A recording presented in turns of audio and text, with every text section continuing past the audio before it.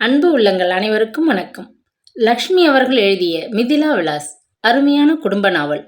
எங்கள் கதைகளுக்கு ஹைப் போட்டிங்கன்னா எங்கள் சேனல் வளர்ச்சி அடைய மிகவும் உதவியாக இருக்கும். வாங்க கதைக்குள்ளே போகலாம். கோடி அறையில் இருந்த அலாரம் கடிகாரம் கனகனவென்று ஒலிக்க ஆரம்பித்ததும் தேவகி திடுக்கிட்டு படுக்கையிலிருந்து எழுந்து உட்கார்ந்தாள். மிதிலா விலாஸ் முழுவதும் வியாபித்து நின்ற கம்பீரமானதொரு நிசப்தத்தை கர்ண கடூரமான தனது கண்ட தோணியினால் கடிகாரம் மேலும் நாசப்படுத்தும் முன் தேவகியின் மென்மையான வலதுகரம் அதன் தலை மீது அழுத்தமாக படிந்ததும் மறுகணம் கிளிக் என்ற நாதத்துடன் அலாரம் கடிகாரம் தனது அலறலை நிறுத்தி கொண்டு விட்டது. படுக்கையை சுருட்டி வைத்துவிட்டு அறையிலிருந்து தேவகி மெல்ல வெளியே வந்தாள். வராந்தாவில் மறுகோடியில் எரிந்து கொண்டிருந்த விடிவிளக்கின் மங்கிய ஒளியில் சப்தமிடாது சென்று எதிர்ப்புறமிருந்த அந்த விஸ்தாரமான ஹாலுக்குள் நுழைந்தாள். வழக்கம்போல் ஹாலில் பளிச்சென்று ஒரு விளக்கு எரிந்து கொண்டிருந்தது. அடிமேல் அடி வைத்து நடந்து சென்ற அவள் ஹாலின் முடிவில் இருந்த அறையின் வாயிற்புறத்தின் மீது தயங்கியபடி நின்று கொண்டிருந்தாள். அறையின் உள்ளே இருந்த நிசப்தம் அவளுக்கு ஒருவித அச்சத்தை தான் கொடுத்தது. பசுபதி ஐயர் தூங்கி கொண்டிருக்கிறாரா, அல்லது ஒவ்வொரு நாளும் அந்த அறைக்குள்ளே விடியற்காலை வேளையில் முதலாக நுழையும் முன் தேவகியின் மனதில் காரணமற்ற இத்தகைய ஒருவித பீதி ஏற்படுவது வழக்கமாகிவிட்டது. அறைக்குள்ளே நிறைந்திருந்த இருட்டையும் லட்சியம் செய்யாது மெல்ல நடந்து சென்று படுக்கையின் எதிர்ப்பக்கத்தில் இருந்த மேஜை அருகில் வந்து நின்றாள். அதன் மீது வைத்திருந்த பாத்திரங்களை சப்தமிடாது எடுக்க கையை மெதுவாக நீட்டிய அவள், தேவகி என்று தன்னை கூப்பிடும் குரல் கேட்டு திடுக்கிட்டு, என்னம்மா என்று வினவினாள். விளக்கு போட்டுக்கொள்வதுதானே, இருட்டில் ஏன் தடுமாறுகிறாய் என்றார் பசுபதி ஐயர். தூங்கி கொண்டிருக்கிறீர்களோன்னு விளக்க ஏற்றவில்லை, இப்பத்தான் முழிச்சுட்டேலம்மா என்று கேட்ட வண்ணம் தேவகி மின்சார விளக்கை ஏற்றினாள். பளிச்சென்று வீசிய விளக்கொலியில் கட்டிலின் மீது சாய்ந்த வாக்கில் பசுபதி ஐயர் உட்கார்ந்திருப்பதை கண்ட அவளுக்கு விகிப்பு தாங்க முடியவில்லை. இப்படியே உட்கார்ந்து கொண்டாயிருந்தீர்கள் என்று வினவிய வண்ணம் நோயாளியின் கட்டிலின் அருகே ஓடி வந்து நின்று கொண்டாள். ராத்திரி 2 மணியிலிருந்து தூக்கமே இல்லை. மூச்சு விடக்கூட சிரமமா இருந்தது. உட்கார்ந்துட்டே இருந்தா கொஞ்சம் சௌகரியமா இருந்தது. மணி ஒன்றுமே தெரியலையேன்னு யோசனை செய்துட்டு இருந்தேன். உன் அலாரம் கடிகாரம் அடித்த சப்தம் கேட்டது. சரி, மணி 5 அடித்து விட்டது. தேவகி இப்போ இங்கே வருவான்னு எதிர்பார்த்துட்டே இருந்தேன் என்று மெல்லிய குரலில் கூறிய பசுபதி ஐயர் பரிவுடன் அவளது முகத்தை நிமிர்ந்து பார்த்தார். உங்களுக்கு தூக்கம் வரலனா என்னை முன்னையே கூப்பிட்டிருக்கூடாதாமம்மா என்று வினவிய அவள் பசுபதி ஐயரின் நெற்றி மீது அரும்பி நின்ற வியர்வையை துண்டால் மெல்ல துடைத்து விட்டாள். எதுக்காக கூப்பிட வேணும்? நீ வந்து உட்கார்ந்துட்டு கதை சொல்லி என்னை தூங்க வைக்க போறியா என்ன?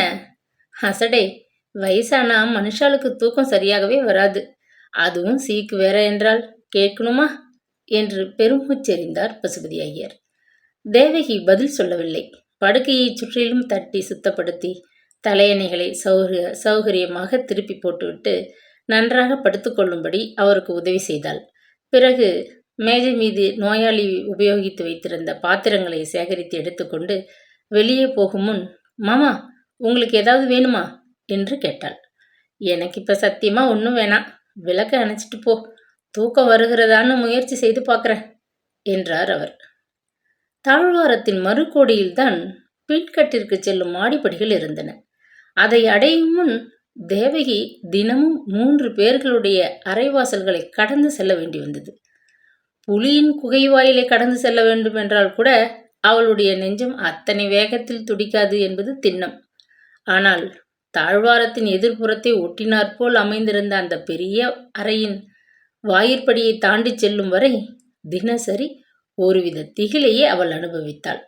அதிக வேகமாக நடந்தால் காலடி ஓசையினால் பசுபதி ஐயரின் தர்மபத்தினி ஸ்ரீமதி தர்மாம்பாள் அவர்களின் தூக்கம் கெட்டு அதனால் எங்கே அவள் தன்னை கோபித்துக் கொள்வாளோ என்றதொரு அச்சமானது அவளது அந்தராத்மாவிலே சதா குடியிருந்ததனால் தேவகி தாழ்வாரத்திலேயே மெல்ல பூனை போல் நடந்தாள்.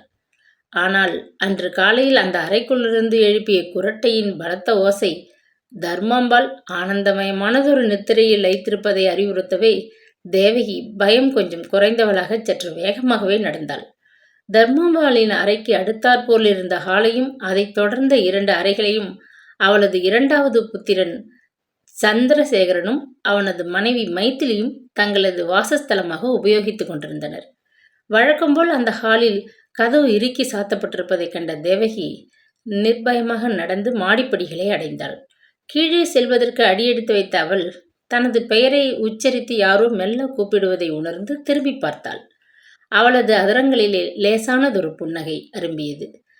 மாடிப்படி அருகில் இருந்த பெரிய அறையின் வாயிற்படி அருகில் இருட்டில் நின்று கொண்டிருந்தாள் தர்மாம்பாளின் மூத்த நாட்டு பெண் சியாமளா. தேவகி, அதற்குள்ளேயே எழுந்து விட்டாயே, இப்ப என்ன அவசரம் என்று கேட்டாள் மிகவும் தாழ்ந்த குரலில் சியாமளா. இப்ப எழுந்திருக்காட்டா எப்படி மன்னி அத்தனை வேலைகளையும் கவனிக்க முடியும் என்று பதிலளித்த தேவகி மாடிப்படிகளில் முன்னேறினான். வேகமாக இறங்கி, சித்தையிரு தேவகி, நானும் வருகிறேன். பாவம், நீ மட்டும் தனியாக இருட்டிலே ஏன் கஷ்டப்படணும் என்று கூறிய சியாமளா அவளை பின்தொடர்ந்தபடி மாடிப்படிகளில் இறங்கி வந்தாள். மேலே செல்லாது தேவகி நின்று கொண்டாள். இப்பொழுது நீங்கள் என்னுடன் வரக்கூடாது. ராத்திரி 11 மணி வரை எனக்கு உதவி செய்தேலே, அதுவே போதும். இப்பவாவது சித்த போய் படுத்துண்டு தூங்குங்கள். இரவு பகலும் இப்படி கண் விழிச்சா உடம்பு எண்ணத்திற்காகும் என்று கேட்டாள் உரிமை நிறைந்த குரலில். வளர்கின்ற வயசில் அதிகமாக உடலை போட்டு வாட்டினால் அது எண்ணத்திற்காகுமாம் என்று கேட்ட சியாமளா அவள் அருகில் வந்து நின்றாள். நீங்களும் நானும் ஒன்றாகிவிடுவோமா மன்னி? யோசிச்சு பாருங்கள். எது எப்படியானாலும் நீங்கள் என்னுடன் இப்பொழுது வரக்கூடாது, அவ்வளவுதான், சொல்லிவிட்டேன் என பிடிவாதமாக கூறிவிட்டு தேவகி மேலே விவாதிக்க இஷ்டப்படாதவள் போல் வேகமாக படிகளை கடந்து கீழே சென்று விட்டாள். கீழே எங்கும் ஒரே இருள். மிதிலா விலாசத்தின் மூளை முடுக்குகள் ஒவ்வொன்றையும் நன்றாக அறிந்திருந்த தேவகிக்கு அந்த இருளில் நிதானமாக நடந்து செல்ல சிரமமாகவே இல்லை. சமையல் கட்டை அடைந்து அவள் கையில் சுமந்து வந்த பாத்திரங்களை முற்றத்தில் வைத்துவிட்டு கதவை திறந்தாள். அறைக்குள் நுழைந்து விளக்கை ஏற்றிய பின் தோட்டத்து பக்கம் இருந்த பெரிய ஜன்னல் கதவுகளை திறந்துவிட்டு சிறிது நேரம் தோட்டத்தையே பார்த்தபடி நின்றாள். அறையிலே அதுவரை தேங்கி நின்ற புழுங்கிய வாடையை அப்புறப்படுத்துவது போன்று ஜன்னல் அருகாமையில் இருந்த பன்னீர் மரத்திலிருந்து குளிர்ந்த காற்று மலரின் மனத்துடன் அவளது முகத்தின் மீது குப்பென்று வீசியது. முதல் நாள் இரவு முழுவதும் பெய்த மழை இன்னும் ஓய்வு கொள்ளாமல் மெல்ல தூறிக் கொண்டிருந்தது. விடியற்காலை மணி 5:30 ஆகாயத்தில் கவிழ்ந்து நின்ற கருமேக கூட்டத்தினால் வானம் இருண்டு மிக கருமையாக விளங்கியது. சிறிது நேரம் தன்னை மறந்து வானத்தையே வெறித்து பார்த்து கொண்டிருந்த தேவகி சட்டென உணர்வு பெற்றவள் போல் மேலே காரியங்களை கவனிக்கலானாள். அடுப்பிலே காய்ந்து கொண்டிருந்த பாலை கிளறிவிட்டு கொண்டு நின்ற தேவகி திடீரென அறைக்குள் புயல் வீசியதை போன்றதொரு சத்தம் உண்டாவதை உணர்ந்து திரும்பி பார்த்தாள். என்ன மழை வேண்டி கிடக்கிறது? ராத்திரி எல்லாம் ஒரே முட்டாக கொட்டி மனுஷால் பிராணனை வாட்டுகிறது. பகலெல்லாம் ஒரே வெயில். மழை நிற்கும் காத்துண்டிருந்தா நின்னாத்தானே என முணுமுணுத்த வண்ணம் உள்ளே வேகமாக வந்தால் மிதிலா விலாசத்தின் சமையற்கார அம்மா சௌபாக்கியம். தான் சற்று தாமதமாக வந்ததை பற்றி யாரும் எதுவும் கேட்கும் முன்னே தாமதத்தின் காரணத்தை சரியாக அவளாகவே கூறிவிடுவது அவளது வழக்கமானதாகியால் தேவகி அதை பற்றி பேசவே இல்லை.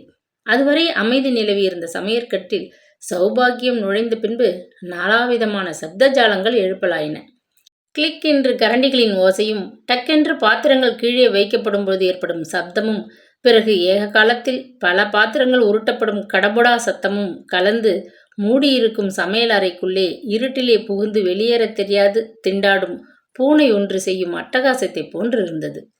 என்னம்மா தேவகி, நீ ஏன் இத்தனை சுருக்கா எழுந்திருச்சு காரியம் செய்கிற? காஃபிக்கு என்ன அவசரமா? இந்த பங்களாவில் எல்லாரும் எழுந்திருக்க மணி 8 என்று கேட்டபடி கெட்டிலை எடுத்து அடுப்பின் மீது டக்கென்ற ஓசையுடன் வைத்தாள் சௌபாக்கியம். காலை சமையலுக்கு காய்கறிகளை ஆய்ந்து கொண்டிருந்த தேவகி தலையை நிமிர்த்தி ஒரு தடவை அவளை பார்த்துவிட்டு மறுபடியும் தனது வேலையில் தீவிரமாக முனைந்தாள். அவளது மௌனத்தை சட்டை செய்யாது மேலே தொடர்ந்தாற்போல் பேசிக்கொண்டு போனாள் சௌபாக்கியம். நீ சின்ன குழந்தை, இளங்கன்று, பயமறியாதுங்கிறபடி உனக்கு ஒன்றுமே தெரியல. விடியாத கால வேளையில் ஒரு நாளை போல இருட்டில் தனியாக நீ கீழே இறங்கி வர்றது தப்பு என்றாள். தேவகி தனது கைவேலையை நிறுத்திவிட்டு சமையற்காரியின் முகத்தை உற்று பார்த்தாள். என்ன சொல்வதற்கு இத்தனை பூர்வ பீடிகைகள் போடுகிறாள் அவள் என்பதை தேவகியினால் ஊகிக்கவே முடியவில்லை. உன் மாமா இந்த வீட்டை விலைக்கு வாங்கி கட்டி எப்படியோ துணிச்சலோடு இங்கே வருஷக்கணக்காக குடியும் இருக்கார். ஆனால் இதை அவருக்கு முன்னாடி ஒருத்தர் கூட வாங்க துணியல. ஏன் தெரியுமா? சுமார் 200 வருஷத்துக்கு முந்தி தேவிகுலம் என்கிற இந்த ஊரை எஜங்கராஜன், புஜங்கராஜன் அண்ணன் தம்பி 2 பேர் ஆண்டு கொண்டிருந்தார்களாம். இந்த மிதிலா விலாஸ் பங்களா இருக்கிற இடத்துல தான் அவர்களுடைய அரண்மனை இருந்ததாம். அண்ணன் தம்பி 2 பேர்களும் ரொம்ப ஒற்றுமையுடையவர்களாம். ஆனால் அவர்களுடைய பெண் ஜாதிகள் இருவரும் ரொம்ப பொறாமைக்காரிகள். ஒரு சமயம் ராஜாக்கள் இருவரும் வேட்டைக்கு போயிருக்கிறச்ச பொறாமையினால் ஏக காலத்தில் 2 பேர்களுடைய சாப்பாட்டிலும் ஒருவருக்கொருவர் தெரியாமல் விஷத்தை கலந்து விட்டார்களாம். வேட்டையிலிருந்து திரும்பி வந்த ராஜாக்கள் 2 பேரும் தங்களுடைய மனைவிகள் 2 பேரும் இறந்து கிடப்பதைக் கண்டு ஆச்சரியமடைந்து போனார்களாம். வருஷங்கள் ஆனாலும் அவர்களுடைய ஆவிகள் சுத்தி கொண்டு அலைவதனால் இந்த இடம் உருப்படவே இல்லையாம் என்று கூறிவிட்டு பீதி நிறைந்த கண்களால் தேவகியை வெறித்து பார்த்தாள் சௌபாகியம். என்ன பலன்? பழங்காலத்து அரசர்களுடைய இளம் மனைவிகளின் கோர மரணத்தை கேட்டும் தேவகி கொஞ்சம் கூட அசங்கவே இல்லை. நிதானமாக காய்கறிகளை நறுக்கி கொண்டிருந்தாள். சௌபாகியம் அத்துடன் நிறுத்தி கொள்ளவில்லை. உன் மாமாவுக்கு முன்னாடி இந்த இடத்தை முருங்கபுரம் ஜமீன்தார் வாங்கி அழகான இந்த வீட்டை கட்டினார். ஆனால் அவருக்கு இந்த இடம் ராசிக்கு வரலை. அவருடைய ஒரே பெண் புருஷனுடன் கோபித்து கொண்டு பிறந்தகம் வந்தவள் நம்ம தோட்டத்து வாசலில் சுவர் ஓரமாக இருக்கிற அந்த பெரிய மரத்துல தான் தூக்கு போட்டு கொண்டாலாம். முந்தா நாள் நான் இங்கே அவசரமா வரும்பொழுது அப்பப்பா நினைச்சாலும் மயிர் கூச்சல் எடுக்கிறது. ஒரு கருப்பு உருவம் அந்த மரத்துக்கிட்ட நின்றுட்டு இருந்தது என்று கதையை முடித்துவிட்டு தனது உடலை ஒரு தடவை குலுக்கி கொண்டாள். குளிரில் அடிபட்டவள் போல் தேவகி இத்தனைக்கும் வாய் திறந்து பதில் சொல்லாவிடினும் சலனமற்ற அவளது கண்களில் கேலி குறிகள் நிறைந்து நின்றன.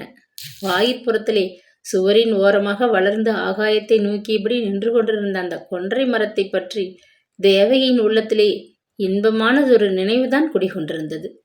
அந்தி வானத்தின் செம்மையுடன் போட்டியிடுவது போல் கிளைகள் தெரியாமல் பூத்து நிற்கும் சிவந்த புஷ்பங்களை கொண்ட அந்த கொன்றை மரத்தின் நிழலில் தான் சிறுமியாக இருக்கையில் முதன் முதலாக ஈஸ்வரன் அவளுக்கு மணல் மீது ஆ என்ற எழுதி போதித்தான்.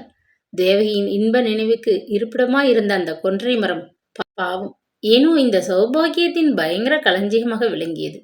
அழகும் கம்பீரமும் நிறைந்த மிதிலாவிலாசத்தின் மீது ஏனோ சௌபாகியத்திற்கு இத்தனை வன்மம். முருங்கபுரம் ஜமீன்தாரிடமிருந்து 25 வருஷங்களுக்கு முன்பு வாங்கிய அந்த பழைய கட்டிடத்தை மாமா செப்பனிட்டு அழகாக விஸ்தரித்து கட்டினார் என்றும் முருங்கபுரம் ஜமீன்தாரின் புத்திரி தூக்கிலிட்டு கொண்டதற்கு குற்றம் சாட்டப்படும் அந்த கொன்றை மரம் கிரகப்பிரவேசத்தின் போது பசுபதி ஐயர் தமது கையினால் நட்டு பயிரிட்ட செடி என்பதையும் தேவகி நன்றாக அறிவாள். எனவே சௌபாகியத்தின் அற்புத கற்பனை அவளுக்கு சிரிப்பைத்தான் உண்டாக்கியது. இதே கதையை வேறு யாரிடமாவது கூறியிருந்தால் இத்தனை நேரம் பயத்தினால் மூச்சு இழுத்து விழுந்திருப்பார்கள். ஆனால் நெஞ்செழுத்தக்காரியான தேவகி கேலியாக சிரிக்கவல்லவோ செய்கிறாள் என மனத்திற்குள்ளேயே எண்ணிய சௌபாகியத்திற்கு தேவகியின் தைரியத்தின் மீது எரிச்சல் ஏற்பட்டது. 17 வயதுதான் இருக்கும். அதற்குள் எத்தனை நெஞ்செழுத்தம்! பேசினால் வாய் முத்து உதிர்ந்துவிடும் போன்றதொரு அழுத்தம் என எண்ணி கோபமடைந்த சௌபாகியம், தேவகி, நீ என் பேச்சை நம்பாவிட்டால் போ. ஒரு நாள் இல்லாவிட்டால் ஒரு நாள் உன் கண்ணாலேயே பார்க்கப் போகிறாய். உலகம் தெரியாத சிறுப்பெண், உனக்கு நான் சொன்னால் சிரிப்பாகத்தான் இருக்கும். உன் மாமா இந்த வீட்டை விலைக்கு வாங்கி அதுல குடியிருக்கிற ரகசியம் எல்லோருக்கும் தெரியும். முன்கட்டிற்கு அஸ்திவாரம் பறிக்கிறச்ச ஒரு வெந்நீர் தவளை நிறைய பவுனும் நகையுமாக புதையல் கிடைத்ததாம். அதுல இருந்து இன்னும் எங்கேயெல்லாம் புதையல் இருக்குமோன்னு பேயடைந்த இந்த வீட்டில் பேராசையோட குடியிருக்கிறார் என்றாள். உரத்து பேசியதால் வேட்டையிலிருந்து திரும்பிய நாயை போன்று அடுக்கடுக்காக பெருமூச்சு விட்டாள் சௌபாக்கியம். என் மாமா புதையல் ஒன்றும் எடுக்கவில்லை.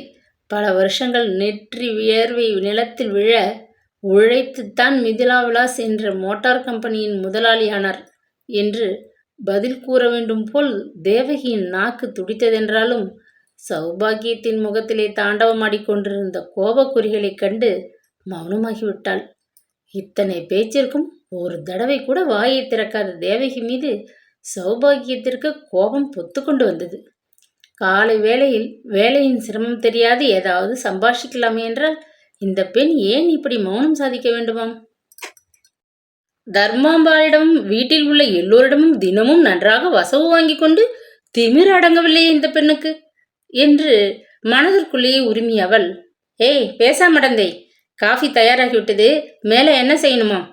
உன் மாமியை கேட்டு சீக்கிரம் வந்து சொல்லிவிடு. அப்புறம் என்னால் அரை நாள் இந்த வீட்டில் காத்து கொண்டு இருக்க முடியாது என்று ஆத்திரமான குரலில் கூறினாள். அது சமயம் கீழே திடீரென ஒரு பரபரப்பு எங்கும் ஏற்படுவதை தேவகி கவனித்துவிட்டு கைவேலியை போட்டுவிட்டு எழுந்திருந்தாள். வெண்கலக் கடையில் யானை புகுந்து கொண்டு செய்த அட்டகாசத்தை ஒருவரும் நேரில் பார்த்ததில்லை என்பது நிச்சயம்.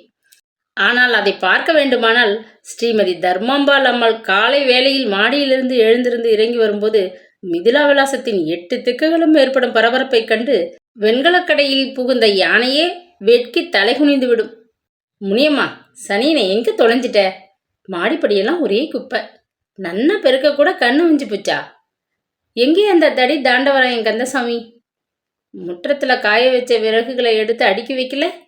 மழையில் நனைஞ்சு கிடக்கு என உச்சஸ்தாயில் இறைந்து கொண்டு பின்கட்டுக்கு செல்லும் மாடிப்படிகள் மீது வேகமாக இறங்கி வந்து கொண்டிருந்தாள் தர்மாம்பாள்.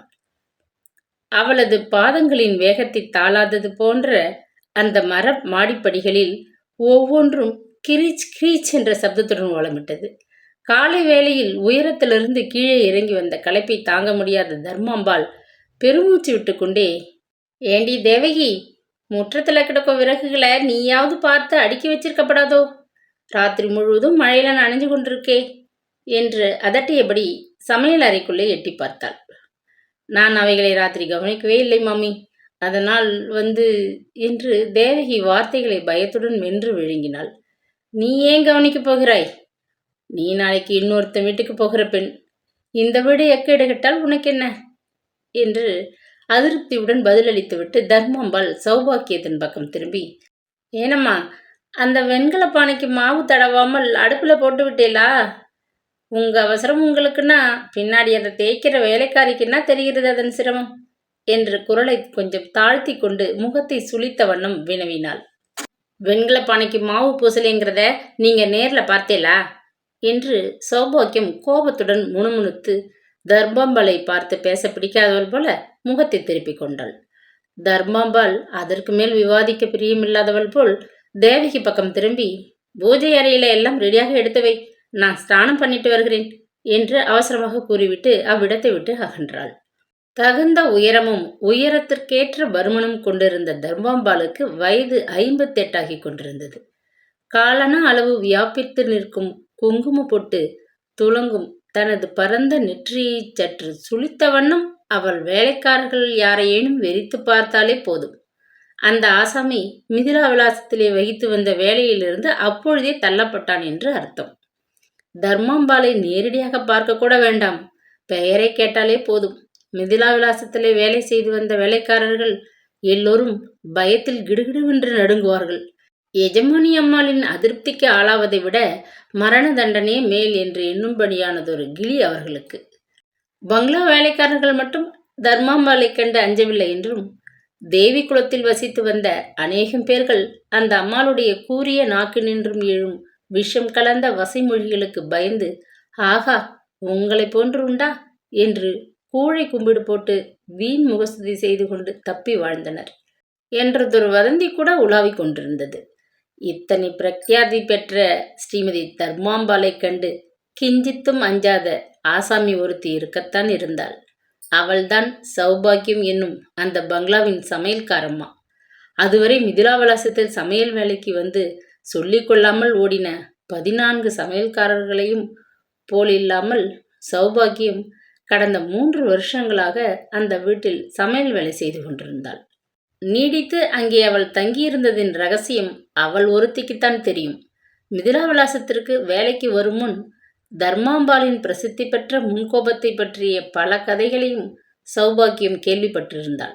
ஒரு தடவை கோபத்தில் தர்மாம்பாள் கொதித்து கொண்டிருந்த வெந்நீரை சமையல்காரி மீது வீசிவிட்டாள் என்றும், காயமடைந்த சமையல்காரி தர்மாம்பாளை நீதிமன்றம் வரைக்கும் இழுத்து பழிவாங்க தீர்மானித்து உடனே வெளியே புறப்பட்டு விட்டாள் என்றும், மானத்திற்கு அஞ்சிய பசுபதி ஐயர் அந்த அம்பாள் காலில் விழுந்து கெஞ்சாத குறையாக வேண்டிக் கொண்டு பணத்தை வாரி கொடுத்து சங்கதியை வெளியே வராவண்ணம் அமுக்கிவிட்டார் என்றும் ஒரு கதை தேவி குலத்தில் பலருடைய வாய்களில் பல வகையாக தெரிந்து நானாவித ரூபத்துடன் உலாவிக் கொண்டிருந்தது. தர்மாம்பாளை பற்றி நன்றாக தெரிந்து கொண்டு வந்திருந்த சௌபாக்கியம் வீட்டு வாசற்படிக்குள் காலை எடுத்து வைக்கும் முன்பே தன் மனதிற்குள் ஒரு தீர்மானம் செய்து கொண்டு விட்டாள்.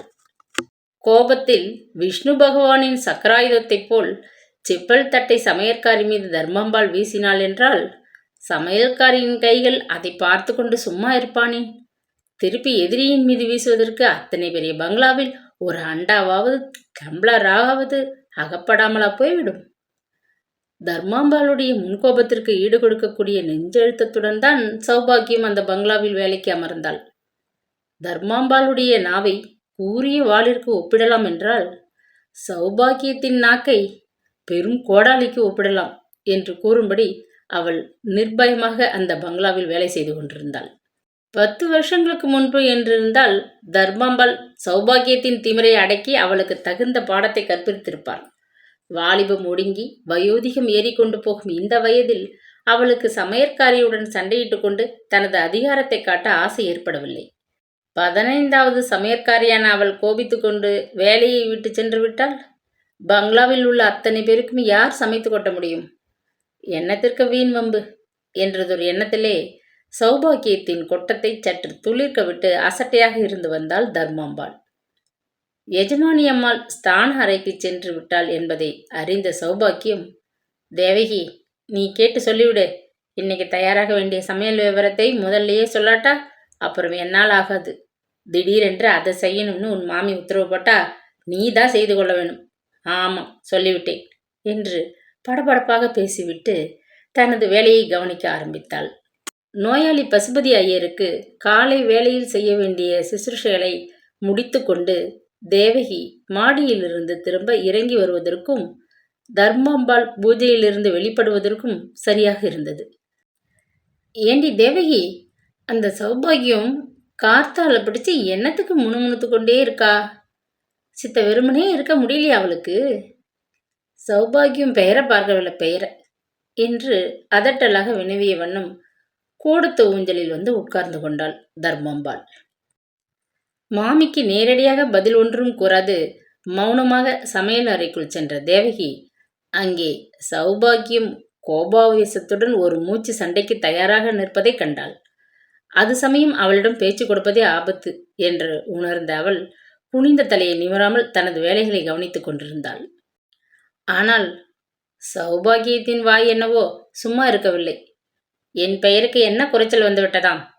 தர்மாம்பாள் என்ற பெயர் இந்த அம்மாளுக்கு எந்த விதத்தில் பொருந்தமாம்? தர்மத்திற்கும் இந்த அம்மாளுக்கும் எத்தனை தூரம் என்று சினத்துடன் தாழ்ந்த குரலில் தேவகியை பார்த்து உரிமை விட்டு ஆத்திரத்துடன் தன் கையில் இருந்த பாத்திரத்தை டக்கென்று அடுப்பின் மீது வைத்தாள். சமையல்காரிக்கும் எஜமானிக்கும் இடையே கிடந்து பேச முடியாது தவிக்க வேண்டியதொரு உத்தியோகத்தை தினமும் ஏற்று பழகி போயிருந்த தேவகி தர்மாம்பாளின் கோபத்தையும் லட்சியம் செய்யவில்லை, சௌபாகியத்தின் முணுமுணுப்பை கண்டும் அதிசயிக்கவில்லை. ஊஞ்சலிலே சாய்ந்து கொண்டு தியானத்தில் ஆழ்ந்திருப்பவள் போல் கண்களை இறுக மூடிக்கொண்டிருந்த தர்மாம்பாள் திடீரென நினைத்து கொண்டு நிமிர்ந்து உட்கார்ந்தாள். தேவகி, நாழியாச்சு பார், சந்துரு எழுந்திருப்பான். அவனுக்கும் மைதிலிக்கும் காஃபியை எடுத்து கொண்டு போய் கொடு. அப்படியே மாமா என்ன பண்றாருன்னு எட்டி பார்த்துட்டு வா என்று அதிகாரமான குரலில் இறைந்து உத்தரவிட்டாள். மாமியின் உத்தரவுப்படியே தேவகி பசுபதி ஐயரின் 2வது புத்திரன் சந்திரசேகரன் வாசஸ்தலமாகிய அந்த பெரிய ஹாலுக்குள் சென்ற பொழுது சந்திரசேகரன் சாய்வு நாற்காலி ஒன்றில் சாய்ந்த வண்ணம் எதிரே வீற்றிருந்த மனைவியின் முகத்தை ஆவலுடன் பார்த்து கொண்டிருந்தான். அலையென சரிந்த கூந்தலும் வட்ட வடிவமான அழகிய முகத்தின் மீது மிதக்கும் கருவண்டை நிகர்த்த 2 பெரு விழிகளும் கொண்ட மைத்திலி தங்க பதுமை போன்று மிகவும் ஒயிலாக எதிரே இருந்த சோபாவின் மீது உட்கார்ந்திருந்தாள். கடிதம் ரொம்ப பெரியதல்ல, சிறியதுதான். வாசித்து முடித்து விடுகிறேன்.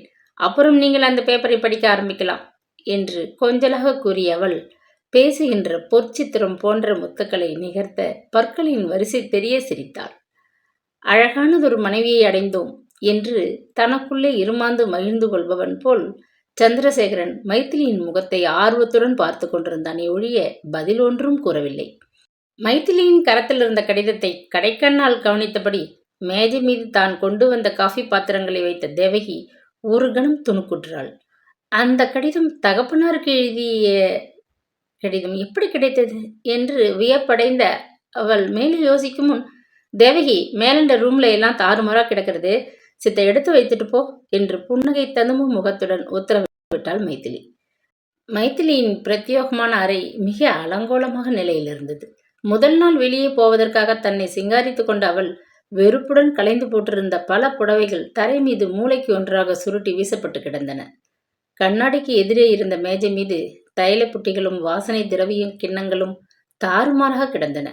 அறையை சுத்தப்படுத்தி அவற்றை ஒழுங்குபடுத்தி கொண்டிருந்த தேவகியின் காதுகளில் மைதிலியும் சந்திரசேகரனும் பேசிய ஒவ்வொரு வார்த்தையும் நன்றாக கேட்டது.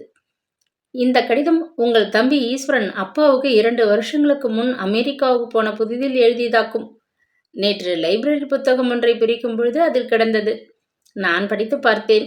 கடிதத்தின் போக்கை பார்த்தால் உங்கள் தம்பியை இன்ஜினியர் பரீட்சைக்கு படிக்க அனுப்பியதை விட பத்திரிகை தொழிலுக்கு அனுப்பியிருக்கலாம் என்று தோன்றுகிறது என்று கூறிய மைதிலி கலுக்கென்று சிரித்தாள். சுவாரஸ்யமான கடிதம் போல இருக்கிறது, எங்கே கொஞ்சம் கொடு பார்க்கலாம் என்றான் சந்திரசேகரன் ஆவலுடன். கொஞ்சம் என்ன, ரொம்ப சுவாரஸ்யமான கடிதம்தான், குறுக்கே பேசாமல் கேளுங்கள் என்று முகத்தை கொஞ்சலாக ஒரு தடவை குலுக்கிவிட்டு மைதிலி கடிதத்தை படிக்க ஆரம்பித்தாள். அன்புள்ள அப்பாவுக்கு ஈஸ்வரன் அநேக நமஸ்காரம். இங்கே வந்து சேர்ந்து பல நாட்களாகியும் எனக்கு ஓய்வு ஒழிச்சலின்றி வேலை இருந்ததனால் உடனே கடிதம் எழுத முடியவில்லை, மன்னிக்கவும். சிங்கப்பூரிலிருந்து புறப்பட்ட எங்களது கப்பல் ஹாங்காங் துறைமுகத்திலே வந்து ஒரு நாள் முழுவதும் தங்கிவிட்டன.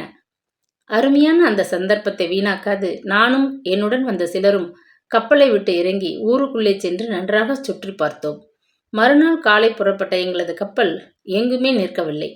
நீல அலை வீசும் பசிபிக் மகா சமுத்திரத்தின் நீரை கிழித்து கொண்டு 14 நாட்கள் ஒரே ஓட்டமாக புதிய உலகை நோக்கி ஓடியது. 14ஆம் நாள் காலை நாங்கள் கலிபோர்னியாவில் சான் பிரான்சிஸ்கோவை அடைந்தோம். ஒரு நாள் முழுவதும் துறைமுகத்திலேயே காத்து கிடக்க நேர்ந்தது. இந்த அமெரிக்கர்கள் இருக்கிறார்களே, ரொம்ப கண்டிப்பானவர்கள். எல்லா பரிசோதனைகளையும் முடிக்காமல் லேசில் அந்நியர்களை உள்ளே அனுமதிப்பதில்லை. கலிபோர்னியாவின் பல்கலைக்கழகம் சான் பிரான்சிஸ்கோவிலிருந்து 7 மைல் தூரத்தில் உள்ள பார்சி என்னும் இடத்தில் இருப்பதனால் அதன் அருகிலேயே இருக்கும் இன்டர்நேஷனல் ஹவுஸிலே நாங்கள் தங்கியிருக்கிறோம். இங்கே என்னுடன் கூட சுமார் 600 மாணவர்கள் இதில் வசிக்கின்றனர். அதில் 400 பேர் பையன்கள், மீதியுள்ளவர்கள் மாணவிகள். உலகத்தின் பல திக்குகளிலிருந்தும் பலவித கலைகளையும் கற்க வந்து குவிந்திருக்கும் இந்த மாணவர் குழாம் பார்ப்பதற்கு விசித்திரமாகத்தான் இருக்கின்றது. சாப்பாட்டு விஷயத்தை பற்றி நீங்கள் கவலைப்பட்டதை போன்று எனக்கு சிரமம் ஏற்படவில்லை. பாலும் பழங்களும் மிக மலிவாகவும் எதிர்ஷ்டமாகவும் கிடைக்கிறதனால் நமது ஆச்சாரத்திற்கு பாதகமின்றி வாழ வசதியாக இருக்கின்றது. சான் பிரான்சிஸ்கோ நகரின் சுமார் 1800 ஹோட்டல்கள் இருக்கின்றன. அவ்வளவு இருந்தும் கூட இங்கே ரேஷன் பேச்சே கிடையாது. உலகத்தின் எந்த மூலைக்கு சென்றதால் என்ன, மனிதனை மனிதன் என்று பிரிக்கும் ஜாதி மத வித்தியாச உணர்ச்சி கடலை கடந்து வந்துள்ள இந்த மாணவர்களையும் விட்டப்பாடில்லை என்பதை காண எனக்கு வருத்தமாகத்தான் இருக்கிறது. இந்திய மாணவருடன் ஜப்பானிய மாணவன் உறவுடன் பழகுவதில்லை. எகிப்தியன் சீன தேசத்தவனுடன் உறவாடுவதை விரும்புவதில்லை. ஒவ்வொருவருக்கும் தனது தேசத்துடனேயே கூடி மற்ற வகுப்பினரிடையே இருந்து பிரிந்து வாழ்வதிலே இங்கேயும் ஆர்வம் காட்டுகின்றனர். மனித வேற்றுமை உணர்ச்சியை அகற்ற காலத்தை தவிர மார்க்கமே இல்லை என்பது திண்ணம். காலேஜுக்கு இந்த வருஷத்து படிப்பிற்கு $300 புத்தகங்களுக்கு $100 செலவழிக்க நேர்கின்றது. இங்கே தங்குவதற்கு மாதம் குறைந்தது $200 செலவழிக்க வேண்டி வரும். மற்றபடி நான் மிகவும் சிக்கனமாகத்தான் இருக்கிறேன். $1 என்பது சுமார் 3.5 ரூபாய்க்கு சமம் என்று வைத்துக்கொண்டு கணக்கு போட்டால்தான் உங்களுக்கு புரியும். கடிதத்தை படிப்பதை இத்துடன் நிறுத்திவிட்டு மைதிலி தனது கணவன் முகத்தை யோசனை மிக்கவளாக நிமிர்ந்து பார்த்தாள். அப்படியானால் மாதம் ஒன்றுக்கு $750 செலவாகிறது. இந்த 2 வருஷ படிப்பிற்கு சுமார் 20,000 ரூபாய் வரை செலவாயிருக்கும் போல் இருக்கிறதே. போக்குவரத்து செலவுகளையும் சேர்த்து பார்த்தால் ஏதேது $500,000 கணக்கு ஓடிவிடும் போலிருக்கிறதே என்ற பிரமிப்புடன் கண்களை அகல விரித்து நோக்கினாள். வெளிநாட்டு படிப்பு என்றால் சும்மாவா என்று சூழ் கொட்டினான் அவள் கணவன். சின்னவருடைய வெளிநாட்டு படிப்புக்கு ஒரு பக்கத்தில் பணம் ஜலமாக உபயோகிக்கப்படுகிறது, இன்னொரு பக்கத்திலே பெரியவர் பாட்டில் ரேஸில் பணத்தை கொண்டு போய் வாரி இறைக்கிறார். இப்படியே போனால் வீடு என்ன கதியில் முடியப் போகிறதோ தெரியவில்லை என்று பெருமூச்செறிந்தாள் அவள். சந்திரசேகரனுக்கு அப்பொழுதுதான் ஞாபகத்திற்கு வந்தது. கம்பெனி விஷயமாக வெளியூருக்கு சென்ற அண்ணா ஜெயராமன் பல தினங்கள் ஆகியும் திரும்பி வரவில்லை. இந்த வாரம் வந்துவிட வேண்டியவன் ஜெயராமன். ஏனோ தெரியல, கடிதம் கூட போடாமல் அங்கேயே தங்கிவிட்டான் என்றான் கவலை நிறைந்த குரலில் அவன். அங்கே சீசன் முடிய வேண்டாமோ? கம்பெனி காரியமாக போயிருந்தால்தானே சீக்கிரம் திரும்புவதற்கு என்று விஷமமாக சிரித்தாள் மைதிலி. சந்திரசேகரன் உதட்டை விருப்புடன் கடித்து கொண்டான். சரி, மேலே வாசி, கேட்போம். ஈஸ்வரன் அங்கே இன்னும் எப்படி பணத்தை வாரி இறைத்துக் கொண்டிருக்கிறான் என்பதையும் தெரிந்து கொள்ளலாமே என்றான். எல்லாவற்றையும் விட இனிமேல்தான் கடிதத்தின் சுவாரஸ்யமான பாகத்தை வாசிக்கப் போகிறேன், கேளுங்கள் என்று பரிகாசமாக கூறிய மைதிலி, இங்கே எனக்கு பாமிலா என்னும் அமெரிக்க பெண்மணியும் அவளது குடும்பத்தினரும் பரிச்சயமாகியிருக்கின்றனர். பாமிலாவுக்கு சங்கீதத்தில் அபாரமான மோகம் என்றதுடன் படிப்பதை மறுபடியும் நிறுத்தினாள். அப்புறம் என்றான் ஆவல் தாங்காத சந்திரசேகரன். அப்புறம் நீங்கள் அதை பற்றி அவர் இங்கே வந்ததும் கேட்டு தெரிந்து கொள்ள வேண்டியதுதான். ஏனெனில் கடிதத்தின் முதல் 2 பக்கங்கள் தான் அந்த புத்தகத்திற்குள்ளே இருந்தது. மீதி பக்கம் தொலைந்து போய்விட்டிருக்கிறது என்று சிரித்தாள் மைதிலி. பரவாயில்லை, பையன் வெளியூருக்கு போனதும் அந்த நாகரிகத்தில் வேகமாக முன்னேறி கொண்டிருக்கிறான் என்று வெறுப்புடன் கூறினான் சந்திரசேகரன். உங்க அம்மாவுக்கு சங்கீதம் தெரிந்த நாட்டு பெண்ணாக ஒருத்தி கூட இல்லையேன்னு ஒரு பெரிய குறை உண்டு. உங்க தம்பி அந்த குறையை கட்டாயம் தீர்த்து வைத்து விடுவார்னு தோணுகிறது.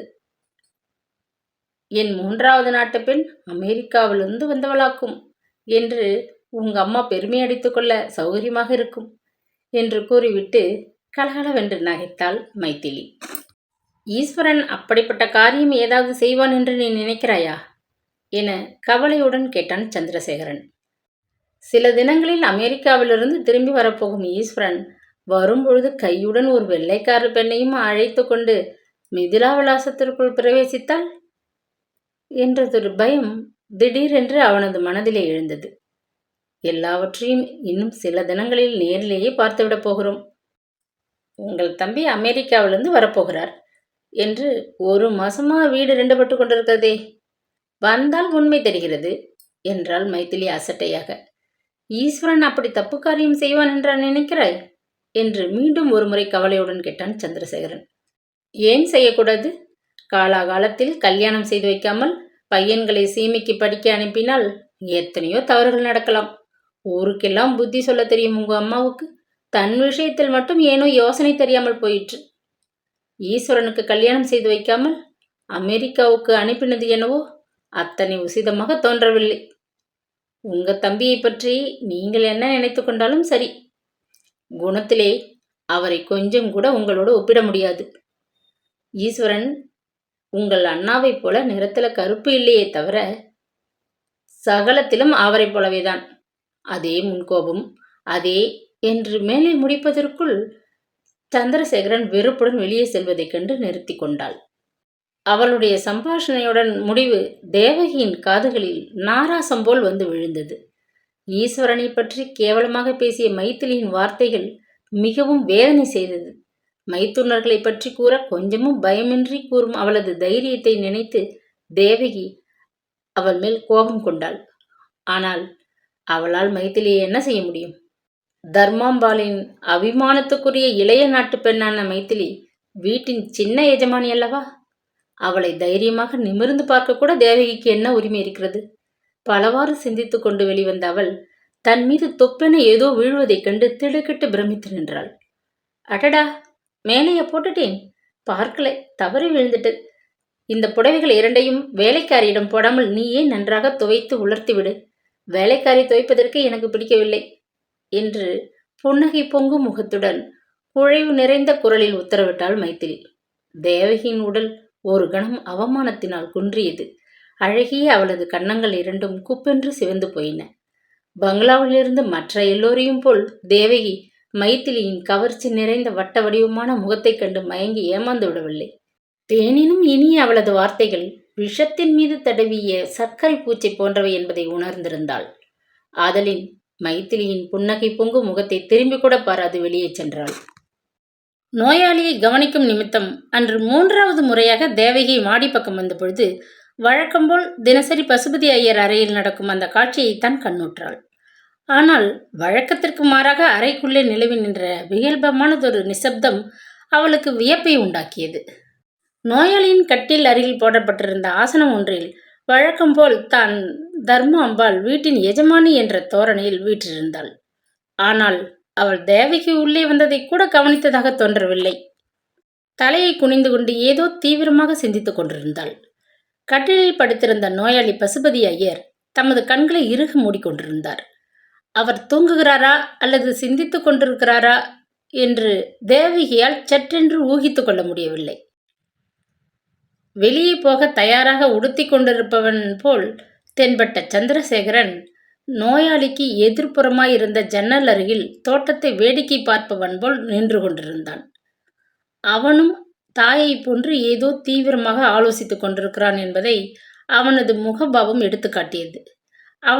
அவனுக்கு சற்று அருகிலேயே சுவரின் மீது ஒய்யாரமாக சாய்ந்த வாக்கில் நின்று கொண்டிருந்த மைத்திலி கூட தேவகியின் வரவை கவனிக்கவில்லை. அவளது மான் விழிகள் இரண்டும் ஜன்னலுக்கு அப்பால் தென்பட்ட பரந்த வானத்தை யோசனையுடன் விரித்து பார்த்து கொண்டிருந்தன. நோயாளிக்கு காலை வேளையில் கொடுக்க வேண்டிய மருந்துகளை எடுப்பதற்கு பீரோவை சந்தடி செய்யாது திறந்த தேவகி குழப்பத்துடன் தன்னை சுற்றிலும் ஒருமுறை கவனித்தாள். குடும்பத்தினர் அனைவரையும் ஆலோசனையில் ஈடுபடும்படி செய்ய ஏதோ ஒரு விஷயம் நடந்திருக்கிறது. இது சமயம் நாம் இங்கே இருப்பது நியாயமா? எச்சரிக்கையின்றி உள்ளே வந்ததை குறித்து மாமி கோபித்து கொண்டாள் என எண்ணி அச்சமடைந்த அவள் மேல் தட்டில் இருந்த மருந்து பாட்டிலை எடுக்க கையை நீட்டினாள். தடால் என்ற சத்தத்துடன் கீழ்த்தட்டில் இருந்த பாட்டில்களில் ஒன்று உருண்டு தரை மீது ஓடியது. அவ்வளவுதான். யார், தேவகியா என்று கேட்ட பசுபதி ஐயர் கண்களை விழித்து பார்த்தார். பாட்டிலை உடைத்து விட்டாயன் பார், கண் கூடவா தெரியவில்லை என்று பல்லை கடித்த தர்மாம்பாள் அவளை உறுத்து விழித்தாள். தேவகியின் நெஞ்சு பயத்தினால் பதைபதைத்தது. கிண்ணத்தில் அளவாக மருந்தை நிரப்பி எடுத்துக்கொண்டு வந்து பசுபதி ஐயரிடம் கொடுக்கையில் கூட அவளது கரங்கள் பயத்தில் நடுங்கின.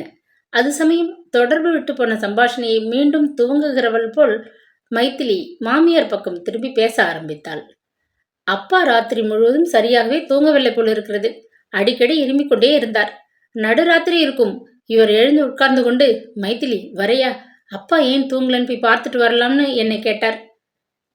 அப்பாவை வந்து விசாரித்து தொந்தரவு பண்ணுவது எனக்கு அவ்வளவா உசிதமாக படவில்லை என்றாள் கொஞ்சலும் குழைவும் நிறைந்த குரலில். கனவிலிருந்து திடுக்கிட்டு விழித்து கொண்டவன் போல் சந்திரசேகரன் சட்டென்று மைதிலியை பார்த்தான். இரவு முழுவதும் நிம்மதியாக நித்திரை செய்த அவனுக்கு மனைவியின் சொற்கள் அளப்பரிய ஆச்சரியத்தை தந்தன. அப்படின்னா நீ கூட ராத்திரி முழுவதும் தூங்கவில்லைன்னு சொல்லு. ஏமா குழந்த, நீ ஏன் அனாவசியமா கண் வீழ்ச்சியா என அனுதாபத்துடன் விசாரித்தாள் தர்மாம்பாள். நேத்திக்கு ஆபீஸ்ல இவருக்கு ரொம்ப வேலை இருந்துதான். அதை ஒரேடியா கவனித்ததில் தலைவலியில் கஷ்டப்பட்டு கொண்டிருக்கும் போது எனக்கு எப்படிம்மா தூக்கம் வரும் என்று கேட்டுவிட்டு மைதிலி புன்னகை செய்தாள். பாவம், அதனால்தான் உன் மூஞ்சி அப்படி சோர்ந்தா போல இருக்கு. ஏன் கால் கடுக்க நின்று கொண்டிருக்க, வந்து இப்படி உட்காரேன் என பரிவுடன் உபசரித்தாள் தர்மாம்பாள். இப்படி வந்து உட்கார்ந்து கொள்ளம்மா என்று பசுபதி ஐயரும் மைத்திலியை உபசரிக்கவே அவள் மாமியார் அருகில் ஒரு ஆசனத்தில் மிகவும் சுவாதீனமாக அமர்ந்து கொண்டாள். ஈஸ்வரன் இன்னும் 10-15 நாட்களுக்குள் வந்து விடுவான் இல்லையா என்று பேச்சை துவங்கினாள் தர்மாம்பாள். ஆமாம் என்பதற்கு அறிகுறியாக பசுபதி ஐயர் தலையை ஆட்டினார். ஈஸ்வரனும் வரப்போகிறானே, இந்த சமயம் எதற்குன்னு யோசித்தேன். பின்னாடி சரி என்று எழுதிவிட்டேன். பம்பாயிலிருந்து அவள்லாம் வந்தா இத்தனை பெரிய வீட்டில் இடமில்லாமலா போய்விடப் போகிறது என்று தர்மாம்பாள் சூழ் கூட்டினாள். பம்பாயிலிருந்து யார் வருகிறார்கள் என வியப்புடன் வினவினார் பசுபதி ஐயர். அண்ணா சுந்தரம் 1 மாதத்துக்கு முன்னாடி கடிதாசி போட்டிருந்தான். அவன் பெண்டாட்டி கோமதிக்கு குதிகால் எலும்புல என்னவோ வலியாம். பம்பாயில் பார்க்காத டாக்டர் கிடையாதாம். என்ன செய்யலாம்னு யோசனை கேட்டிருக்கான். நம்ம ஊர் வைத்தியர் அனங்கன் நம்பியாரை பற்றி ஞாபகம் வந்தது. கோமதியை ஒரு 10 நாள் இங்கே அனுப்பி வை, ஏதாவது வைத்தியத்தினால் வியாதி குணப்படுகிறதான்னு பார்க்கலாம்னு எழுதினேன். அதனால் கோமதி கூட ஒத்தாசைக்கு அவள் பெண் கிரிஜாவும் அடுத்த வார வாக்கில் இங்கே வரப்போகிறார்கள். உங்களுக்கு இதை பற்றி ஆட்சேபனை இருக்காதுன்னு உங்களை கேட்காமலே அவர்களை இங்கே வர சொல்லிவிட்டேன் என்று மூச்சு விடாது பேசி முடித்தாள் தர்மாம்பாள். பசுபதி ஐயர் பதில் பேசவில்லை. இந்த ஒன்றுதானா? எத்தனையோ விஷயங்கள் என்னை கேளாமல் இந்த வீட்டில் நடக்கின்றன என்பதை போன்றிருந்தது அவரது மௌனம். என்னம்மா, இந்த சமாசாரத்தை எனக்கு சொல்லவே இல்லையே என்று பிரமிப்புடன் கேட்டாள் மைதிலி. என்னவோ வந்து 10 நாள் இருந்துட்டு போக போகிறார்கள், என்ன பெரிய விஷயம்னு சொல்லலை என்று அசட்டையாக பேசினாள் தர்மாம்பாள்.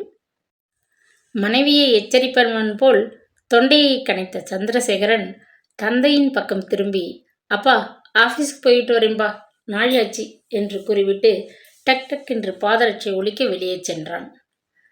அம்மா, நான் இவரை ஆஃபீஸில் கொண்டு போய் விட்டுட்டு சீக்கிரமாக வந்து விடுகிறேன் என்று கூறிய மைதிலி உடனே எழுந்திருந்து கணவனை பின்தொடர்ந்தாள். பங்களா வாயிலை அடைந்த சந்திரசேகரன் மனைவியிடம், ஒரே முட்டா அம்மாவிடம் கதை அளந்து விட்டியே, கும்பகர்ணன் தங்கியை போல் ராத்திரியெல்லாம் தூங்கிவிட்டு அகத்துக்காரருக்கு தலைவலின்னு என்னை சிசுருஷைகள் பண்ணி கொண்டிருந்ததாக பச்சை புழுகு என பரிகாசமாக கேட்டு சிரித்தான். பிறகு எப்படித்தான் உங்களுடைய அண்ணா பண்ற அக்கிரமத்தை அப்பாவுக்கு எடுத்து சொல்கிறதாம்? நீங்க ஒருத்தரே கஷ்டப்பட்டு கம்பெனி வேலையெல்லாம் கவனிக்கிறேன் என்பதை அப்பா தெரிந்து கொள்ள வேண்டாமா என்று வினவிய மைதிலி புன்னகையுடன் காரின் கதவை திறந்து கொண்டு உள்ளே உட்கார்ந்தாள். கெட்டிக்காரிதான் போ என்று கேலியாக கூறிய சந்திரசேகரன் மனைவியின் அருகில் வந்து அமர்ந்து கொண்டான். மனைவியின் சாமர்த்தியத்தில் அதிக நம்பிக்கை கொண்டிருந்த சந்திரசேகரன் மனதில் ஒரு விஷயத்தை பற்றியவரை அவள் மீது மிகவும் அவநம்பிக்கை ஏற்பட்டிருந்தது வாஸ்தவமே. மைதிலியின் சாரத்திய திறமையை பற்றி அவனுக்கு கொஞ்சமும் நம்பிக்கையே கிடையாது. தினசரி அவனை ஆஃபீஸில் கொண்டு போய் சேர்ப்பிக்க மைதிலி அவனுக்காக காரை செலுத்தி செல்வதை அவன் விரும்பவில்லை. வீணாக தன்னை அவள் சிரமப்படுத்திக் கொள்ள வேண்டாம் என மிகவும் வினயமாக பல முறை தடுத்தும் அவள் மறுத்துவிடவே அவளது மனத்தாங்களுக்கு பயந்து வெளியே சொல்ல முடியாமல் தினசரி ஒருவித கிளியால் தவித்தான் சந்திரசேகரன் என்றால் மிக இல்லை.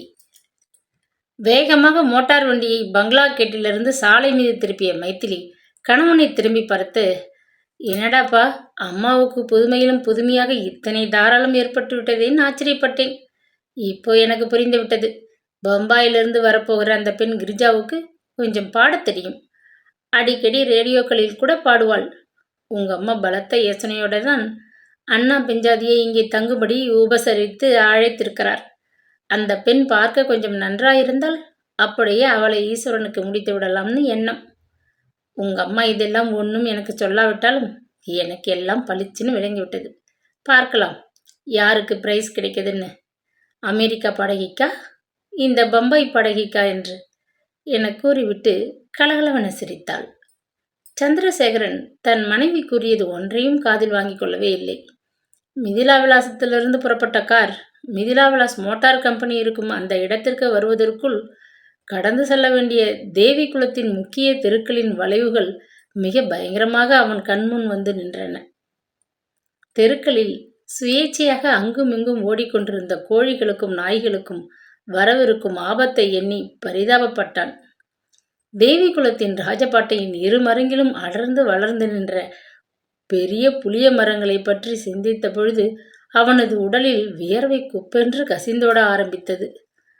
புராணங்காலம் தொட்டு பெண்களுக்கு ஏன் தான் சாரத்தியத்தின் மீது இத்தனை பிரேமியோ தெரியவில்லை. சத்தியபாமா, சுபத்ரா, கைகேயி இவர்கள் சாரத்தியம் செய்ய முன்வந்ததற்கு காரணங்கள் இருந்தன. கைகேயி தன் கணவனுக்காக சாரத்தியம் செய்ததனால் பிரதிபலனாக 2 வரங்களையாவது பெற்றாள். மைதிலி தினசரி கணவனுக்கு செய்யும் இந்த சேவையினால் என்ன பிரதிபலனை அடையப் போகிறாள் என பலவாறு தனக்குள் எண்ணி புழுங்கிக் கொண்டிருந்தான் அவன். என்ன, ரொம்ப யோசனையா அல்லது பயமா? உங்க அம்மா இந்த கார்ல ஏறி உட்கார்ந்தான்னா என்னோட ஒரு வார்த்தை கூட பேச மாட்டான். நிற்கிற இடம் வருகிறவரை வாயை திறக்காம கிளி பிடிச்சவள் போல் உட்கார்ந்திருப்பாள். அவளுக்கு அத்தனை பயம். அவளை போல் உங்களுக்கும் இன்னைக்கு ரொம்ப பயமா இருக்கா என பரிகாசமாக கேட்ட மைதிலி காரை மிடுக்காக வளைத்து கொண்டு புருஷனை திரும்பி பார்த்தாள். அது சமயம் தெருவில் கீச்சென்று அலறிக்கொண்டு சக்கரத்தில் அகப்படாமல் தப்பி ஓடிய ஒரு கோழியை கடைக்கண்ணால் கவனித்த சந்திரசேகரன், சே, எனக்கு என்ன பயம், அம்மா விஷயம் வேற, வயதானவள், வேகமாக காரை ஓட்டுறதை கண்டால் பயப்படுவா என்று அசட்டு சிரிப்பு சிரித்தான். இல்லை, உங்களுக்கும் உங்க அம்மாவைப் போல் உயிர் ரொம்ப வெள்ளக்கட்டியோன்னு பார்த்தேன் என கேலியாக கேட்ட மைதிலி காரை சடக்கென்று ஒரு குலுக்கலில் நிறுத்தினாள். அப்பாடி, இன்று எப்படியோ தப்பிவிட்டோம் என்ற பாவனையில் பெருமூச்சு விட்டுக்கொண்டு வண்டியிலிருந்து இறங்கிய சந்திரசேகரன் ஆபீஸை நோக்கி வேகமாக சென்றான். மைத்திலியும் சந்திரசேகரனும் வெளியே சென்ற பின் பசுபதி ஐயரின் அறையில் மீண்டும் நிசப்தம் நிலவியது. தர்மாம்பாள் வேறு ஒன்றும் பேச பிடிக்காதவளாக கற்சிலை போல் உட்கார்ந்திருந்தாள். தனது வேலைகளை சந்தடியின்றி முடித்து கொண்ட தேவகிக்கு மேலே என்ன செய்வது என்று தோன்றவில்லை. அங்கேயே இருப்பதா அல்லது வெளியே செல்வதா என்று அவள் யோசித்துக் கொண்டிருந்த சமயம் அறைக்குள்ளே மிகவும் தயங்கியபடி வந்து நின்றாள் பசுபதி ஐயரின் மூத்த நாட்டு பெண் சியாமளா. தயங்கியபடியே வாயிற்படி அருகிலேயே நின்று கொண்டிருந்த அவளது சோர்ந்த முகத்தை கண்ட பசுபதி ஐயருக்கு அவள் மீது இரக்கம் ஏற்பட்டது. அங்கேயே நிற்பானேன், இப்படி வந்து உட்கார்ந்து கொள்ளேன் என்று அன்புடன் உபசரித்தார். அவர் வேண்டுகோளின்படியே வர அடியெடுத்து வைத்த சியாமளா தர்மாம்பாளின் முகத்தில் தென்பட்ட கடுமையைக் கண்டு அப்படியே சுவரோரமாக நின்று விட்டாள். அவளது கலக்கத்தையும் தயக்கத்தையும் ஜாடையாக கவனித்த பசுபதி ஐயர், உன் உடம்பை ஜாக்கிரதையா கவனிச்சுக்கோ, தேவையான ஓய்வு எடுத்துக்கோமா, இப்ப நன்னா கவனிச்சு காட்டி பின்னாடி கஷ்டம் ஏற்படும் என்று மிகவும் கனிவுடன் கூறினார். முள்ளின் மீது நின்று கொண்டிருப்பவள் போல் சிரமப்பட்டு கொண்டு சியாமலா சிறிது நேரம் நின்றுவிட்டு அறையிலிருந்து மெல்ல வெளியே சென்றாள். அதுவரை காத்திருப்பவள் போல் மௌனமாக உட்கார்ந்திருந்த தர்மாம்பாள் கோபத்துடன் பேச்சைத் தொடங்கினாள். அந்த பெண்ணுக்கு எத்தனை சொல்லித்தாய் என்ன பிரயோஜனம்? தனக்கும் தெரியாது, பிறர் சொன்னாலும் கேட்க மாட்டாள். இப்படி ஒரு நாட்டு பெண் கிடைக்கலன்னு நான் தவம் இருந்த போல் இருக்கிறது என ஆத்திரமாக கூறினாள். அந்த பெண்ணுக்கு இதுதான் மாசமாக்கும் என மெல்லிய குரலில் வினவினார் பசுபதி ஐயர். ஆமா, போன தடவை அவள் பிறந்தகத்தில் அவளை கவனித்து கொண்ட லட்சணத்திற்கு இந்த தடவையும் அங்கே அனுப்பலன்னு அவளுக்கு குறை. பிரசவம் இங்கேதான் இந்த தடவை நடக்கணும்னு நான் தீர்மானிச்சிட்டதுனால் அவளை ஊருக்கு அனுப்புறதாக உத்தேசமில்லை என்று கோபத்துடன் உரத்த குரலில் பதிலளித்தாள் தர்மாம்பாள். ஜெயராமன் இதை பற்றி ஒன்றும் ஆட்சேபனை சொல்லவில்லையே என்று கவலையுடன் வினவினார் பசுபதி. அவனுக்கு ஆட்சேபனை என்கிறது ஏதாவது உண்டா? எப்பவும் போல அவன் பாட்டில் விட்டோத்தியாத்தான் இருக்கான். அவனை சொல்லி குற்றம் என்ன? இந்த பெண்ணுக்கு சாமர்த்தியத்துமே போராது. புருஷனுடைய மனசுப்படி எப்படி நடந்துக்கிறதுன்னு துளி கூட தெரியவே இல்லை. அடுத்தாற்போல் மைதிலியை பாருங்கள், சந்துருவுக்கு தகுந்தபடி மனசு கோணாம எவ்வளவு அழகாக நடந்துக்கிறா. ஏற்கனவே ஜெயராமன் ரொம்ப கோபக்காரன். அதற்கு தகுந்தாற்போல் பொண்டாட்டியும் இப்படி அசடா வச்சா அவன்தான் என்ன பண்ணுவான்? வெளியூருக்கு போனா வீட்டுக்கு வரணும்னு அவனுக்கு ஆசையே ஏற்படாது போனதுல ஆச்சரியம் என்ன என்று கோபத்துடன் கேட்ட தர்மாம்பாள் இடத்தை விட்டு எழுந்திருந்தாள். பசுபதி ஐயர் மனைவிக்கு பதில் அளிக்காமல் மௌனத்தில் ஆழ்ந்தார். ஜெயராமன் எப்போ வெளியூர்லேருந்து வரப்போகிறான்னு நீங்க சந்துருவை கேட்டதும் அவன் என்ன பதில் சொல்றதுனே தெரியாம குழம்பி போய் நின்று விட்டான். ஜெயராமன் வீட்டுக்கு வர இஷ்டப்படாமல் அடிக்கடி வெளியூரிலேயே தங்கி விடுற ரகசியம் இந்த ஆத்துல எல்லாருக்கும் தான் தெரியும். அதை பத்தி பேசி பயன் என்ன? பிடிக்காத துப்பு கெட்ட இந்த பொண்ணு இருக்கிற இடத்துல நடக்க கூட அவனுக்கு பிடிக்கல. இந்த மாதிரி கஷ்டம் இனிமேல ஜென்மத்துக்கும் ஏற்பட வேண்டாம். ஈஸ்வரனுக்கு வரப்போகிற பெண்டாட்டியாவது சமத்தும் கருத்துமா இருக்கணுங்கிறது தான் என்னோட தினசரி பிரார்த்தனை. பகவான் கிருபை எப்படியோ என்று ஓயாது பேசிய தர்மாம்பாள் பெருமூச்செறிந்து விட்டு, தேவகி, மாமாவுக்கு கொடுக்க வேண்டிய மருந்தெல்லாம் கொடுத்துவிட்டு சீக்கிரமா கீழே வா, மச நின்றுட்டு இருக்க வேண்டாம் என்று அதட்டல் போட்டுவிட்டு அறையை விட்டு வெளியே வந்தாள். தேவகிக்கு இப்பொழுதுதான் விஷயம் விளங்கியது. அன்று காலையில் எல்லோரும் மௌனம் சாதித்ததன் காரணம் ஜெயராமனை பற்றியதுதான். வெளியூருக்கு சென்ற ஜெயராமன் ஏன் சீக்கிரம் திரும்பி வரவில்லை என்ற விஷயம் எல்லோருடைய மனதிலும் பலவிதமான சிந்தனைகளை உண்டாக்கி விட்டிருந்தது. வீட்டுக்கு மூத்த பையனாக இருந்து கொண்டு இப்படி கவலையற்றவனாக இருக்கிறானே என பசுபதி ஐயர் சிந்தனையில் ஆழ்ந்து போயிருந்தார். அண்ணா வெளியூரிலே பணத்தை வாரி இறைக்கிறானே, இதை யார் கேட்பது என்று கோபமடைந்த சந்திரசேகரன் தீவிரமாக சிந்தித்துக் கொண்டிருந்தான். மைத்துனர் கண்டபடி பணத்தை செலவு செய்வதை எப்படி தடுப்பது என்று மைதிலியின் மனம் யோசித்துக் கொண்டிருந்தது. பையனுக்கு பிடிக்காத பெண்ணை என்னத்திற்கு விவாகம் செய்து வைத்தோம் என்று உள்ளூர எண்ணி வரிந்து கொண்டிருந்தாள் தர்மாம்பாள். மனைவி அறையை விட்டு வெளியே சென்ற பின்பு சிறிது நேரம் பேசாது கண்களை மூடிக்கொண்டு படுத்தபடி இருந்த பசுபதி ஐயர், தேவகி என்று மெல்லிய குரலில் கூப்பிட்டார். ஜன்னல் கதவுகளில் படிந்திருந்த தூசியை தட்டி சுத்தப்படுத்தி கொண்டிருந்த தேவகி, என்னமம்மா, என்ன வேணும் என்று வினவினாள். ஈஸ்வரன் எத்தனாம் தேதி அமெரிக்காவை விட்டு புறப்பட்டான் என்று வினவினார் கவலையுடன். ஈஸ்வரன் என்ற பெயரை கேட்டதும் தேவகியின் முகம் மலர்ந்தது. 14ஆம் தேதி அவர் அமெரிக்காவிலிருந்து புறப்பட்டு விட்டார். கடிதத்தின்படி இப்பொழுது இங்கிலாந்திற்கு வந்திருக்க வேண்டும். ஒரு சமயம் இன்னைக்கு கடிதம் வந்தாலும் வரும், வராவிட்டாலும் அவர் இன்னும் 10-12 தினங்களில் இங்கே கட்டாயம் வந்து விடுவார் மாமா என்று நிச்சயமாக கூறினாள். தமது எதிரே நின்று கொண்டிருந்த அந்த சிறு பெண்ணை நோக்கினார் பசுபதி ஐயர். சுமார் 17 வயதுதான் இருக்கும் அவளுக்கு. பசுபதி ஐயர் கண் முன்னால் அவள் பச்சை குழந்தையைப் போல்தான் தென்பட்டாள். சின்னஞ்சிறு பெண்தான் என்றாலும் அவளுடைய வார்த்தைகளுக்குத்தான் எத்தனை சக்தி இருந்தது. 1000 மைல்களுக்கு அப்பாலிருந்த தனது அருமை மைந்தனை குறித்து மனதை அலட்டி கொள்ளும் பொழுது அவளுடைய மொழிகள் அவருக்கு மிக்க ஆறுதலை கொடுக்கும் மருந்தை போல் இருந்தன.